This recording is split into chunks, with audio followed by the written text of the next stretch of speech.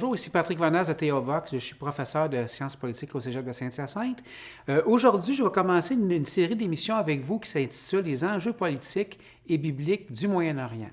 Donc, dans le cadre de cette série d'émissions, nous allons commencer par une première émission qui va porter sur les objectifs de cette étude-là, qui va se dérouler en 4 épisodes, ainsi que sur les enjeux bibliques et globaux du Moyen-Orient. Donc, le premier objectif, c'est de connaître les enjeux politiques actuels du Moyen-Orient et ce, dans le contexte du retour imminent de Jésus-Christ.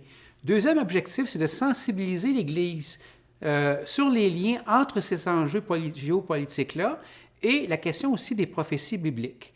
Troisième objectif, c'est d'aider l'Église à augmenter ses connaissances dans une situation qui est complexe.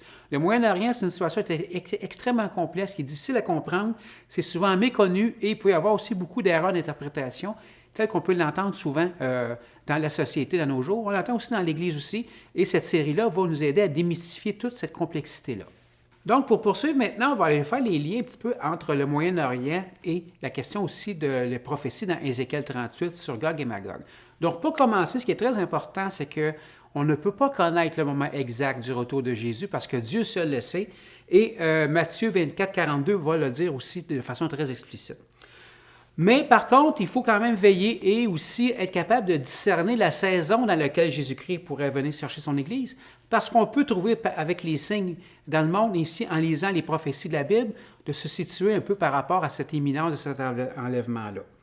Ce qu'on voit aussi, c'est qu'il y a quand même plusieurs signes qui sont déjà accomplis, donc des signes qui doivent être accomplis avant que Jésus-Christ revienne sur terre pour chercher son Église. Donc, le premier signe, évidemment, c'est le signe sur le retour d'Israël dans sa nation. Donc, le retour a été fait en 1948 avec la fondation de l'État d'Israël le 14 mai 1948, et ça, c'est prophétisé dans Ézéchiel 36. Deuxièmement, la conquête de Jérusalem. Jérusalem qui n'avait pas été sous souveraineté israélienne depuis 2600 ans, et ce retour-là s'est fait en 1967 lors de la guerre de 6 jours, tel que prophétisé aussi dans Ézéchiel 36. Il y a aussi toute la situation où on connaît dans l'Église l'apostasie, les faux docteurs aussi. Donc, on a toutes sortes de théologies qui sortent de la Bible aussi. On a même des gens qui dénient l'autorité de la Bible aussi. Il y a des gens aussi qui vont un peu, pour dire, abandonner la foi. Et ça, c'est écrit notamment dans 1 Timothée 4, 3. Timothée dit qu'à la fin, les gens abandonneront la foi et se doteront de faux docteurs pour connaître une vérité qui est fausse aussi. Autre signe de la fin aussi, c'est la tiédeur dans l'Église. On le voit par exemple, c'est prophétisé dans Apocalypse, chapitre 3, 14 à 22, avec l'Église de Laodicée. On est déjà là, donc on voit que dans l'Église, dans certains cas, on va voir beaucoup de tiédeur dans l'Église aussi. Il y a moins de consécration par rapport au Seigneur Jésus-Christ. Aussi, toute la question de la préparatif pour le 3e temple en Israël. Donc, on a l'Institut du Temple notamment qui a amassé et construit tout ce qui est nécessaire pour l'ameublement du temple, tous les habits des sacrificateurs, tous les ustensiles qui ont été fabriqués en attendant le 3e temple, qui doit être construit pour la période des tribulations, comme on le voit par exemple dans Apocalypse chapitre 11, versets 1 à 2, Dieu va demander à l'ange de mesurer le temple. Donc, il faut que déjà un temple soit construit pour qu'on puisse évidemment avoir ce temple dans l'Apocalypse. Et les préparatifs se font. Et on voit aussi qu'il y a des provocations aussi pour évidemment la construction de ce 3e temple-là. Par contre, il y a quand même des prophéties qui ne sont pas encore réalisées, qui doivent se réaliser avant le retour du Seigneur Jésus-Christ. La première, c'est un réveil mondial dans l'Église, pas dans le sens que les gens deviennent plus consacrés, mais dans le sens qu'il y a des gens qui viennent au Seigneur de façon massive. Et ça, c'est prophétisé dans Jacques 5 et 7, lorsqu'on parle de la pluie de la première et de la réassaison, qui va emmener une arrivée massive de nouvelles personnes dans l'Église. Point très important, c'est une attaque surprise contre Israël par ses voisins, qui serait suivie d'une intervention divine qui est reconnue dans le monde entier. C'était prophétisé notamment dans Ézéchiel 38 pour la guerre de Gog et Magog. Et à la suite de cette guerre-là et de cette intervention divine, une alliance qui est à la fois politique et religieuse, qui va durer 7 ans avec Israël, est suivie par la suite de l'approbation par l'Antéchrist de cet accord-là, et cette approbation-là va aussi séduire le monde entier, et ce qui va débuter évidemment la question de cette année de tribulation, telle que prophétisée aussi dans Daniel 9, 27 et dans 1 Thessaloniciens 5 et 3. Et par la suite, l'enlèvement de l'Église par Jésus-Christ pourra avoir lieu. Donc maintenant, on va faire un lien entre cette situation de Gog et Magog dans Ézéchiel 38 et la situation actuelle. Donc, si on lit Ézéchiel 38 parle d'une attaque surprise sur Israël par ses pays voisins. Et cette attaque-là serait menée par le roi Gog et différents royaumes qui existaient à l'époque. Donc, les royaumes de Magog, de Rosh, de Méshec, de Tubal, de la Perse, de Pout, de Cush, de Gomer et de Togarma. Donc, ces royaumes-là, évidemment, existaient à l'époque, mais n'existent plus aujourd'hui, c'est sûr.